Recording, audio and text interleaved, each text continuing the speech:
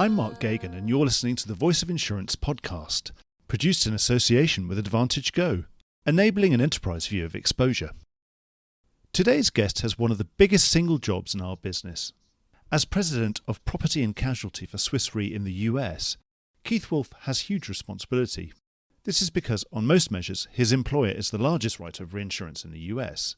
This gives him unrivaled visibility on what is the largest insurance market in the world. I've met Keith many times in the past, chairing him at US-based conferences.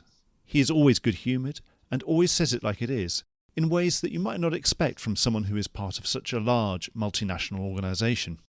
I'm happy to report that in this encounter he was on excellent form as we dissected the US market from top to bottom via COVID, casualty, cyber, automatic underwriting, and of course the state of the market and the prospects for upcoming renewals.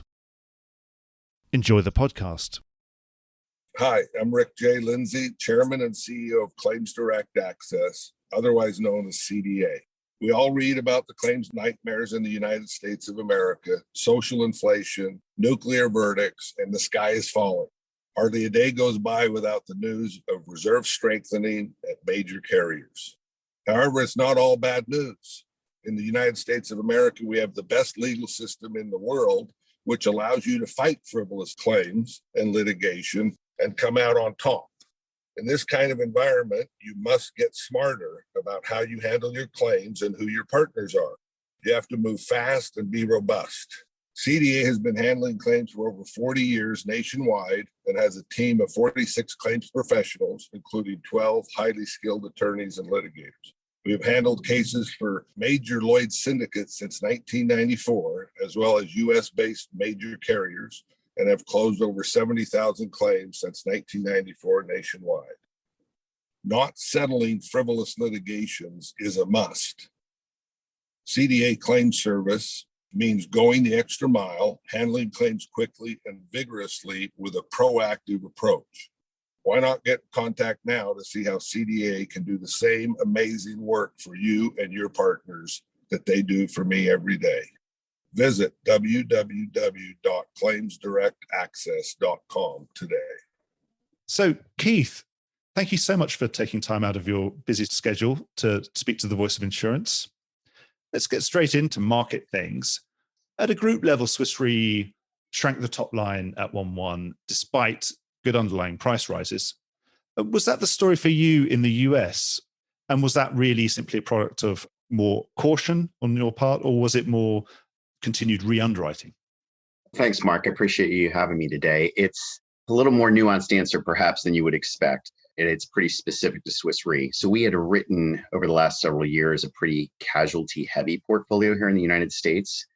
And as we had shaped up the entire portfolio, we realized we were actually a bit too heavy in casualty exposure. So this wasn't around really the pricing environment. It was more a portfolio mix issue we were struggling with. So the unfortunate part of it is as the market's firming in price, which is really much more firm in the primary than it is in reinsurance, to be honest, we were also trying to manage our portfolio mix to the desired target that we had. So that was really what manifested here in the United States on the casualty side at 1/1 for us. So in terms of that rebalancing, now that you've been through those renewals, are you kind of done with that now? And can you get back into more of a growth mode, perhaps? So our balance is back where we want it, for sure. We did grow property a bit. That helped with that mix change back to the target that we would like. I mentioned already, primary insurance rates, I think, across the board are firmer than they are in the reinsurance space generally. Now, when we have proportional reinsurance programs, we get the benefit of that a little bit more than in the non-proportional space generally. But we have not seen anything in the reinsurance space that makes us say hard market per se. Well, okay, so I apologize. There's probably one area that was a struggle last year and probably will be this year in the US market, and that's Florida.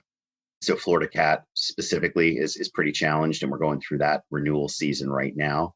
That space particularly, I think, is hard, but the rest of it from a reinsurance perspective, deals are getting done. They are getting done in a fairly orderly manner from a reinsurance perspective. And we're not seeing shortfall covers across the board in lines of business, which to me is the real indication of a hard market. Deals can't get done at any price, at least some of them. And that's not what we're seeing in most cases. Any classes, anecdotally, we look at D&O and usually financial lines and those kind of classes, are they not having any difficulty? Or is that really more on the insurance side? I think it's more on the insurance side, to be honest, because we've seen a lot of those reinsurance placements that would support things in the professional line space, using your example, and the rates in the underlying market are significant in terms of the increase, strong double-digit increases that we've seen, some of them north of 50% on portfolio level metrics, which is quite staggering when you think about it. That is also a market that we would have viewed as quite depressed over the last several years and woefully underpriced. So now I think the improvement is necessary, even at that magnitude, but we're not convinced even that it's enough, which is scary.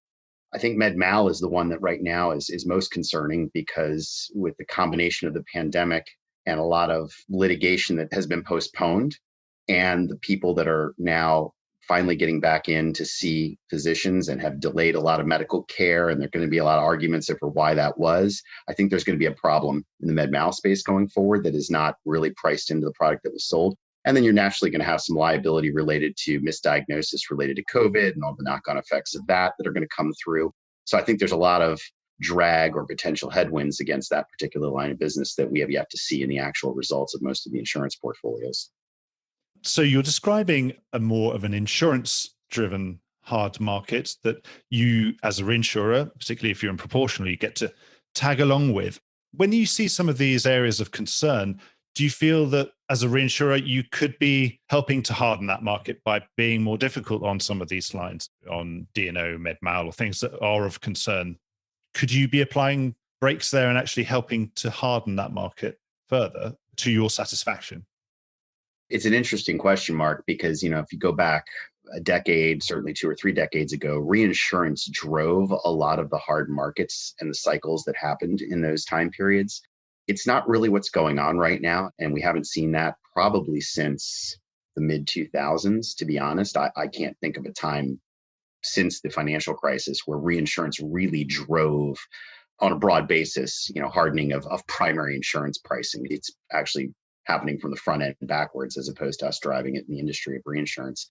So I actually like that. I like it better that it's closer to the people who are writing the checks, who are deciding what the right price of the product is. And then on the reinsurance side, we want to make sure we get an adequate price for the risk transfer that is involved in our transactions with the primary insurance companies. One of the things that's a bit disturbing is actually that the primary rate in some of the casualty spaces, particularly, which is improving significantly in the primary space, has not really flowed through to the reinsurance, even in proportional deals. And what I mean by this is we've seen significant numbers of transactions where ceding commissions on proportional deals are increasing, or at least that's what they're asking for as buyers. And they're getting these deals done with increased ceding commissions already, which is really backwards from where I think it should be. Do you think that's a bit premature? Is what they're asking for the profit to be acknowledged up front without having made the profit yet? Correct. Those deals we struggle with considerably at Swiss Re, and I think probably as a reinsurance industry, but that would probably have been the biggest struggle we had on deals we liked in terms of the underlying risk this year in renewals, and those that we did not end up supporting because fundamentally we didn't understand why ceding commissions would go up almost in advance. Like you said, it's like prepaid profit to the carriers who are buying the reinsurance, which just fundamentally doesn't make sense to us. So how comfortable are you now after so much readjustment in US casualty? We know there's obviously been inflation in loss trends, but we have had increased rate.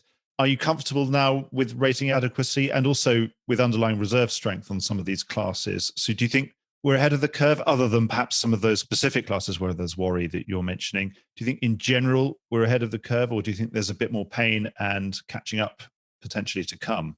I think the answer probably changes by major line of business you would look at. So maybe an easier answer on motor specifically. The industry, both primary and reinsurance, made some pretty difficult decisions over the last several years, especially if you look at underwriting years from 16 to even into 19 almost, but certainly through 18. We missed, as an industry, an entire sea change of how the motor industry was going to operate from a loss standpoint, both in terms of severity and frequency. And that, I think, has largely been corrected throughout the entire value chain. And I don't think you're going to see surprises in the motor space in anybody's portfolio anymore. All else being equal, that period is now behind us. And I think we've got it under control, from what was happening with distracted driving to all of the technology that caused bumper to bumper crashes go up tenfold in terms of the expense related to resolving those claims. On the GL space, I'm optimistic, but one thing that is concerning right now is, again, the delay in litigation due to the pandemic. Courts have been closed for a very long time now in most jurisdictions. That is not going to be there forever. There is a backlog there. There is definitely some sort of bifurcation of smaller claims that are being settled as opposed to going through the litigation system. And then there is those that are left over, which are at a threshold that means something big to someone involved, and they are holding out until the courts open. And that gate is going to open soon, and we're going to see some sort of a spike. The question is how big and how broad in terms of the stuff that has not come through that system yet. And presumably any delay is always more costly from an insurer's perspective if it is something that you're going to have to pay. Yeah, we don't usually like long, drawn-out claims that go into litigation. That's not good for anybody involved, frankly, not just the insurance industry, but also the people involved who have filed the claims. Nobody wants these things to draw out. And unfortunately, we're all in a circumstance now where they're going to, or they have. You mentioned about Florida, somewhere where you're happy. So I'm presuming that your expectations going into those mid-year Florida renewals, cat renewals, is pretty good. You're going to get more rate rises, you expect?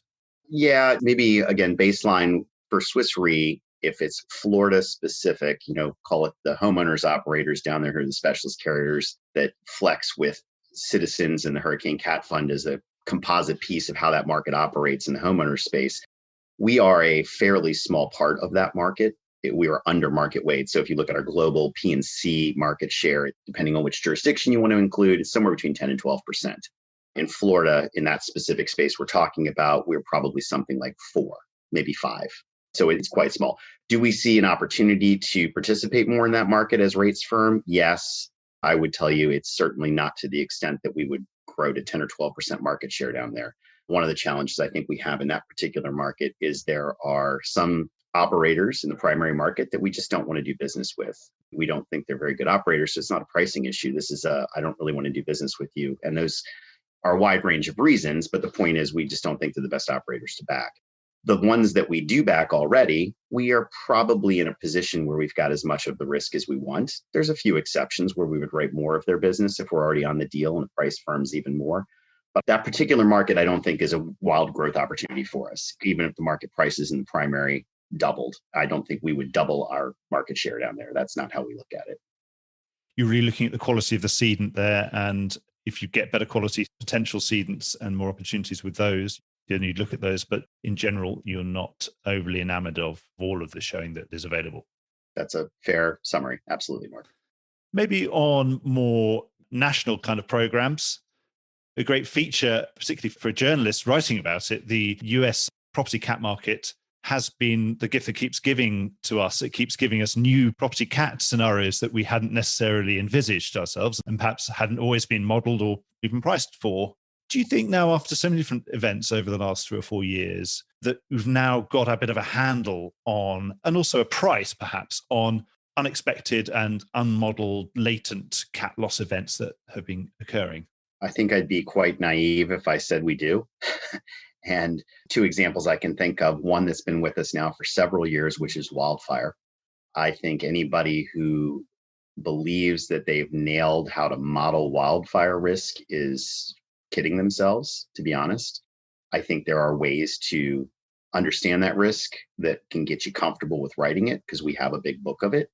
But we are not bullish on writing more wildfire because we think we figured out the holy grail of how to price it and underwrite it. Then you look at what just happened in Texas and the idea of a far-flung cold event that comes so far south, nobody's ever seen it before, with the temperatures that were involved in Houston as an example, in Dallas as well. And nobody had thought about a scenario like this, and especially the knock-on effects of what could happen when the power grid goes down. I mean, these complications are not modeled at all, and they probably won't ever be. We will get surprised by something again like that event. The nice part is, in the reinsurance space, the way we control this is tracking accumulations.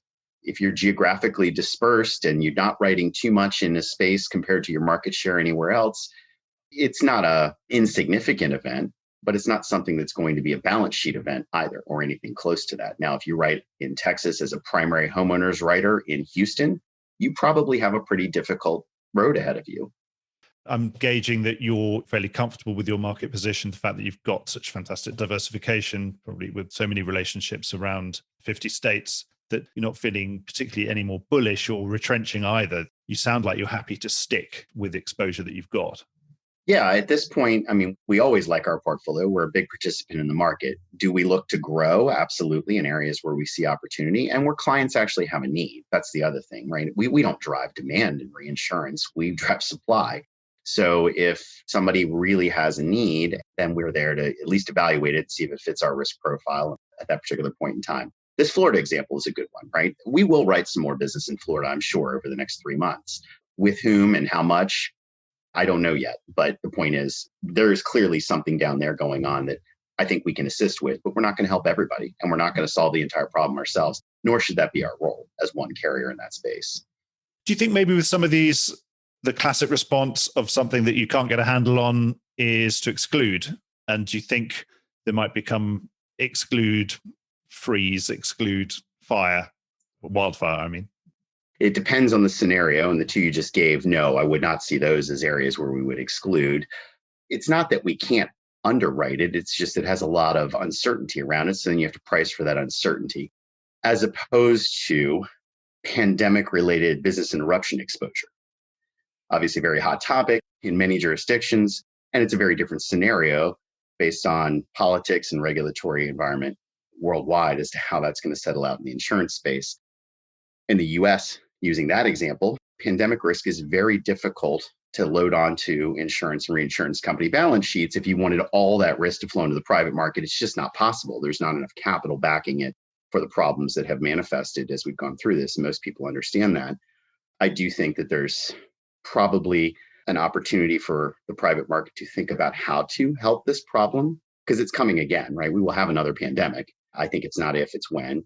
And how can the industry make the next go around a little bit easier for society, whether that's risk participation, even in a small space, or some other way to help facilitate public-private partnership dollars to flow through the economy, because we really did not do a very good job at that, certainly in the United States this time. Do you think the solution might be quite low sublimits that get paid out pretty quickly, almost like sort of fixed benefits? It just depends on the problem you're trying to solve. That is an option. We're not going to be the holy grail for all of it, no matter what. Can we play a bigger part than we did as an industry for COVID-19? Absolutely. Are we going to be the holy grail that solves all the problems? No. There's no way that's going to work, again, because we just don't have enough capital backing our balance sheets to play that role. I want to come back to your question because about the exclusions, one of the other pieces I don't want to miss here is just clarity, right? Contract clarity. So we use the COVID-19 and pandemic stuff related to BI. One of the things we have been fortunate with in the United States is, as an industry, we actually have some very good standardized wording that makes it really clear what's covered and what's not. And most people use those policy forms in the primary space. And then we track a lot of that when we put our reinsurance contracts in place. That has unfortunately not been the case in a lot of Europe. The UK has obviously had its struggles that are very specific to that market, but even continental Europe, one of the problems there is that there was very weird or gray contract language in both primary and reinsurance contracts that weren't clear on what was and what wasn't covered in this particular scenario. So that's creating a lot of challenges. So going back to the point of contract clarity for our industry is exceptionally important. And one of the areas we focused on recently is cyber. And I know this is a big, important thing for the London market as well. Hey, if you want cyber coverage, let's put it in, call it that, and you pay for it. If you don't want it, let's exclude it. Let's not be silent and guess later whether there's coverage or not. That's not good for anybody involved. And we never like that, whatever the scenario is. So to take it from your analysis, Keith, we're unlikely to see a lot of work coverage related disputes between insurers and reinsurers in the States over COVID. There's a few going on, but they're very specific exceptions. So if you had somebody as a primary carrier who was using their own bespoke forms that were not on some of the standards like ISO or AAIS, and they did not use virus exclusions, those combinations are out there, but they're a pretty small part of the market. So you have litigation that's working its way through the system, and you're getting consolidation of some lawsuits in certain examples with those particular carriers that find themselves outside of the norm that are going through. But this is not going to be a systemic problem. This is going to be an isolated issue, I think, for a handful of carriers and then ultimately the reinsurers that back them. But none of those have actually progressed to the point of actually saying there's coverage that was unintended. When you think about it from the insurer's perspective, there will likely be some fights in court around, well, that's not what we ever meant as the insurance company. And policyholder says, well, that's too bad. That's not what the policy says. And there may be some adverse judgments against the carriers, but that's not even close to happening at this point. Most of the issues have been just summary judgments or other early judiciary proceedings that have actually moved one step towards, oh, geez, this could be a problem, but it's not really a problem yet. And just to clarify, now we're more than a year on since the first lockdowns. I presume that current portfolio is very clear on pandemic, and I'm presuming that exclusions are the norm. Is that correct? Again, in the primary space, most of the contract language hasn't changed because it was already pretty good with what was covered and what wasn't. And then, the virus exclusions that were on a lot of the policies out there that were on standardized forms. In the reinsurance space, we have become much crisper in terms of defining in especially property contracts related to business interruption, what's covered and what's not. Most of it's exclusions, because even if you wanted to offer the cover, nobody wants to pay for it. It's too expensive. So it has resulted in mostly exclusions across the board in property contracts.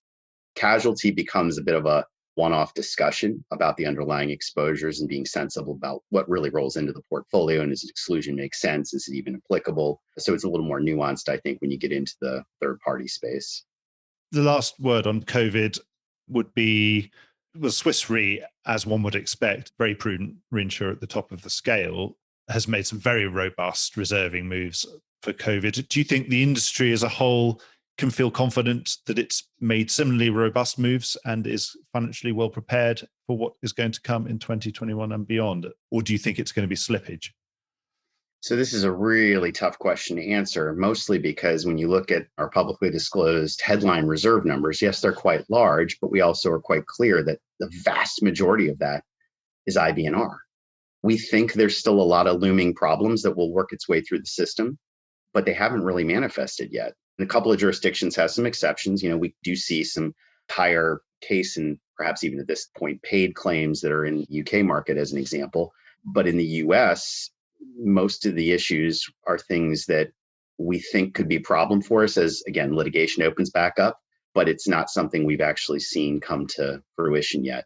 I mean, there's an enormous part of it that obviously comes behind event cancellation. That's pretty cut and dry. And we were a big player in that space, both in insurance and reinsurance worldwide. And then the surety space, credit and surety space, there was a pretty big number involved there.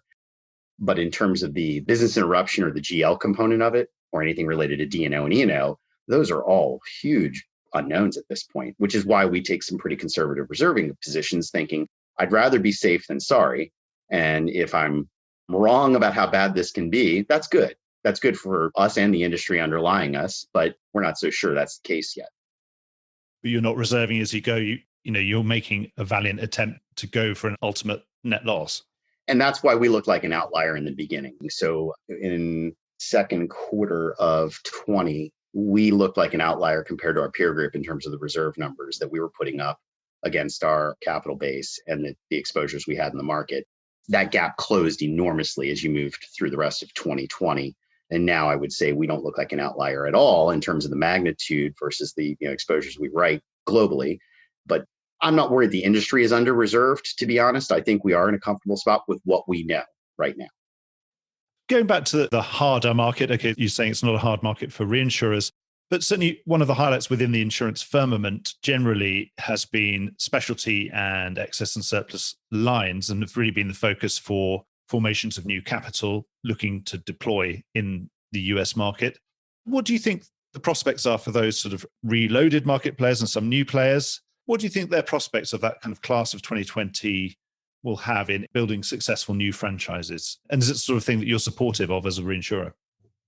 Well, we're always supportive of new markets. Consolidation in the insurance space is actually not good for reinsurers. We do like to spread and diversify our client base. So when new clients appear, assuming they're responsible operators and we think they have an opportunity for successful run at a venture, that's actually good, I think, not just for us, but for society as a whole. More choice and more selection is great everywhere. That said, the amount of capital that's flowed in to some of these new operators is really just small. It's big for them individually, and some pretty interesting names attached to a lot of these ventures that have popped up.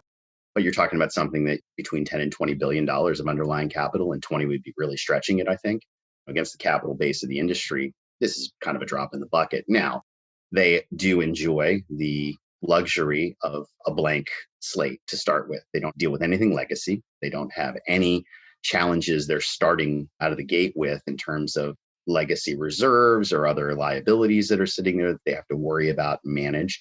So that does give them a small advantage, I think, compared to incumbents. But then the incumbents have enormous distribution plants and in-force business books. Neither one of these issues is new in 2020. It's the same type of stuff that would have been there when the other classes came up shortly after 9/11 and in 2005 as well. But no, we were excited to see some of them come up, but I haven't seen major market participation from any of them yet, to be honest. So it's probably not an earth-shattering event. It's not something that's going to come in and put the fire out. It's not going to suddenly spoil that market. It's not going to suddenly take the top off all those rate rises or that kind of thing. It's not going to be a market, if I'm right to summarize the way you're analyzing that it's fairly peripheral and it's at the margins. And they might have some very successful franchises over time, but no, it's not in and of itself fundamentally changing the dynamics of what's going on in the marketplace. Another market which tends, of course, to move in its own orbit just due to its nature and the fact that it's new, fast-growing new market, is cyber insurance. It's now entering a maturing phase and it's having quite a sharp correction in its rates and terms. Do you think that correction's got a way to run yet? So we are not the biggest participant in the cyberspace, and we do see some of this exposure roll in through larger reinsurance arrangements, but monoline cyber is not a big part of our portfolio. Probably not the best position to answer the question, to be honest, but the thing I think that bothers me the most is when I talk to people who are active participants in the primary space, especially when you're talking small to middle market cyber, mom and pop commercial areas where ransomware is all of a sudden actually a significant problem. And you see these portfolios that we thought were relatively less volatile than the types of exposures that come in through major corporations' cyber limits.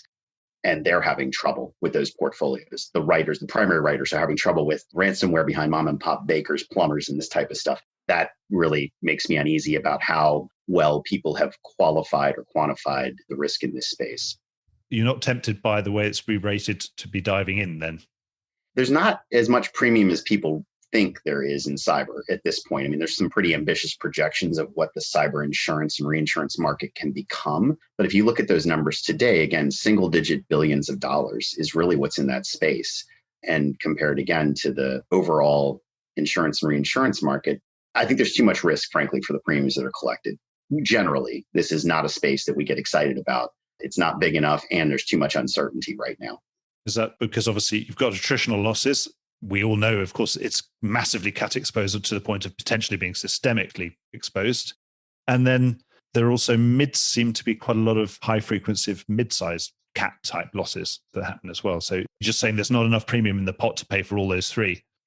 I think so. And for those who operate in the space much more effectively than we do at Swiss Re necessarily, and I say this because this is a primary insurance offering, it's a service offering first. If you don't have the response infrastructure for when an incident is reported, you're not operating a very good cyber system. You need the people that can go in and do the forensics. You need crisis PR folks. You need everything else that goes along with the response mechanisms already integrated in your offering before you worry about the indemnity payments. Indemnity payments should come dead last. If you can't manage an incident when it happens at scale for whatever those scenarios are that have been underwritten for, and hopefully all the ones that you're covering that you've thought through, then you're going to find yourself, I think, in trouble. And as a reinsurer, we are providing a lot of capital and some underwriting expertise, perhaps, but we don't manage those service infrastructures. That's not what we do. So we're pretty distant from it, which makes us very uncomfortable. We don't see an exceptionally good service infrastructure with people who are writing that stuff. You pick your partners, but you play in a very limited way. Presumably you pick the ones that you feel have got the best infrastructure to deal with all this. Yes, generally. Something else that's been happening in the market, completely changing the subject, is I've been writing about Insurtech for 4 or 5 years, do conferences and all sorts of things about it. But we've entered a new phase with lots of IPOs and SPAC flotations happening with some quite high valuations on them. What do you think reinsurers, and obviously reinsurers have been backing Insurtech since the early days, often strategically. What do you think you can learn from some of these high valuations that are being placed on these Insurtech IPOs? Yeah. So when I think about Insurtech, this is a space I spend quite a bit of time on here in the US market. There's really two flavors. So you have the ones I think you're asking about, which are more the insurance entity type ones, and whether they're operating as an MGA or moving towards or already achieved full stack insurance status, that grouping. And then there's the Insurtech, what I will call service or OpEx, enabling type of Insurtech companies. And some of those have actually grown and IPO'd as well. I am enamored with the ones that make the industry work better, right? I love to see those because entrepreneurs have figured out in certain areas how they can create an offering that does indeed add value if it's employed properly in both the primary and the reinsurance space to either decrease costs, increase distribution penetration, a mix of those two things, depending on how they stitch the service offering together or whatever they've built. Those are good. And, there's some that work and some that fail. And just like every other entrepreneurial bucket of businesses, you're not going to see them all be wildly successful.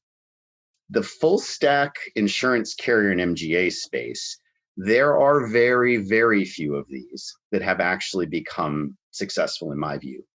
No matter what these valuations say, I think there are some extremely lofty valuations for the ones that we know pretty well and have been involved with enough, either from the beginning or along the way when they were running into challenges. I think there's very, very few of these folks who truly are going to succeed at a large scale, certainly to the level that the valuations are expecting in many of those full stack or MGA situations. So you stick more to the ones that are providing a valuable service to the insurance industry, making it better underwriting or better at driving down on expenses, that kind of thing, rather than the ones that are full stack that are probably looking to take everyone on and disrupt everybody. Fundamentally, it doesn't make sense to me to see somebody who is creeping in to compete head to head with insurance carriers. And that's essentially what some of these folks are doing. You take the full stack example, they have built whatever awesome system they think is going to outwit everybody in the industry in the primary space. And they're going to compete head to head with all the incumbents. I believe they will be successful and carve out niches in certain circumstances. But why would they be valued at 10x the incumbents or higher than that in some cases? It just doesn't make sense to me fundamentally. You're not a big buyer of some of the newest entrants on the NASDAQ at the moment then? I actually think some of them are good companies. I just don't understand the logic behind the valuations. And some of them are not such good companies. I really don't understand the valuations, but there are some good operators out there. It's just the valuations seem to be ridiculously lofty for what I understand about their fundamental businesses. Over here in London, we've had some interesting technological developments with algorithmic underwriting, a syndicate at Lloyd's, and automatic provision of capital. Is this appealing to you when you see this developing over in your market? Is it appealing or is it something that scares you? Both. And I'll tell you why. So appealing because if you can actually have data science used appropriately to better assess risk and then better price it, that should be better for the industry as a whole and running a more efficient and fair business. Fair is the key, and this is why it scares me, because as the regulators in a lot of jurisdictions here have pointed out, and some other constituent groups that rightfully have concerns, that the last thing we want to see is automated institutionalization of things that are discriminatory. You can accidentally end up in this space quickly, and it's not where we want to be. The regulators are very keen on this, and it's one of the reasons I think that we've seen heavy resistance to most of these algorithms rolling through regulatory regimes. And I think it's a very legitimate concern, because if you think about what could be institutional discrimination that sits inside of the industry already, and then all we do is automate it through a computer system, if that scenario existed, that's much worse than running it the way it is today and trying to make sure that we're not allowing any of that activity to go on in our industry. It probably scares me more than gets me excited. I like to think we're pretty good at risk assessment today. Could the computers and the algorithms make it better? Maybe, but I worry about the trade-off, to be honest. But away from personal lines insurance, where we can see that society might get in the way and of algorithms getting too smart about risk selection, what about in the specialty markets or in the commercial insurance markets where the buyers are much more sophisticated? In that kind of marketplace, do you think there's going to be a place for that in removing a lot of the frictional cost, particularly within the subscription market? A lot of underwriters looking at the same risk and doing all the same work on it and maybe lining up capacity in a more efficient way, once everyone agrees that it passes muster, could get placed more quickly? And would you be interested in supplying some of that automatic capacity behind some of these operations? Specialty and complex risks is not where I would get excited about this, because that to me is not homogenous. And then you're putting automatic capacity behind really complicated decision making. That doesn't get me too excited at all. If you could think about homogenous risk pools that we as reinsurers maybe struggle to get access to, there's stuff that the carriers choose not to reinsure. The point is, even if we're already a big participant in a space where we think, I generally understand all of the homeowners business in the United States. I mean, minus the cat risk, attritional on homeowners in most jurisdictions, there's some nuance, state to state or geography to geography, but we understand that quite well. I look at that as an example of a homogenous risk pool that if I said I could write homeowners business more effectively with some algorithms, that would be interesting. But then we're back in the consumer space again. I think it's very difficult to find that example in the commercial space. Where I do think there's going to be examples of great technology improvements in underwriting in the commercial space is if we can actually start having the insurance industry and reinsurance industry after that digest the data streams that come out of those spaces. So if you think about Internet of Things and all of the devices that are producing data that you could then use, in manufacturing processes to see how well equipment's operating at any given point in time and know that somebody's actually not only watching it, but then reacting, or better than that, being proactive about what that data is telling them to do and how they operate their business. That's a better risk, right? And that better risk should pay less for their insurance than somebody who doesn't have those types of capabilities. I think that connectivity is not there yet in most cases, but will be soon. And then that is actually where I see probably a bigger advantage. You invest in loss mitigation and loss control, you get better insurance rates. That's the way it's supposed to work. I'd rather avoid the loss than have to write indemnity checks. But reinsurance is not where that starts. Keith, thanks so much for giving me the time. I've come to the end of my questions. So unless you've got anything else to add, I'd just like to thank you for giving us the time and for being so frank and so concise on all your answers. I've really enjoyed talking to you. Good luck with all the upcoming renewals and hope you'll come back and speak to us soon. Mark, it's wonderful to talk to you again, and best of luck with the Voice of Insurance. It's a great platform and really happy to be here today with you. Thank you for the time. Well, I hope you enjoyed today's episode. If you did, don't forget to subscribe or leave a like or a review or recommendation on whatever podcast platform you used to access this program. These really help get the word out. Before we go, just a quick reminder that advertising slots are available here and in other places in the Voice of Insurance podcasts. Podcasting is the fastest growing medium and attracts a high quality audience of key decision makers. It's also an intimate medium where you, the listener, are right in the room with me and the interview subjects. Needless to say, that means it's a great way of getting your message out directly to an audience because you know you've got their full attention. It's also very cost effective. So get in touch with Mark at thevoiceofinsurance.com to find out how you could be speaking directly to the industry. The Voice of Insurance is produced in association with Advantage Go, enabling an enterprise view of exposure.